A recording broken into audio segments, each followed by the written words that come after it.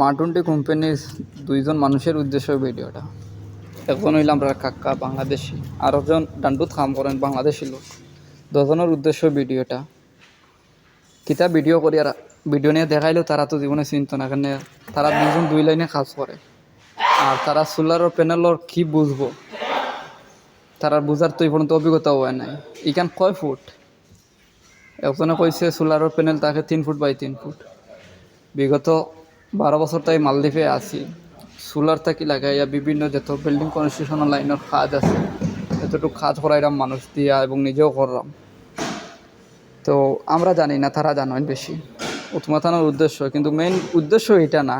শিক্ষা হইল জাতির মেরুদণ্ড, এর হইল পরিণাম। আর ভিডিওটা করার মেইন উদ্দেশ্য এবং রহস্যটা হইল যেন কখনো মূর্খ মানুষের সাথে কথা খাদ্যে ঝগড়া করিয়া জিতে পারতেন না। এখানে তারা থাকবো গাওয়ালি ভাষা নিয়া যেটা আছে, এটা নিয়াটারেও অন্য করার চেষ্টা করবো। তারা লোকে শিক্ষিত মানুষে কখনো অশিক্ষিত মানুষের সাথে ঝগড়ায় এবং কথা কাজে কখনো ফাঁস করে আবার কথা হইতো না, কারণ সবসময় তারা নিয়া ঠেলবো।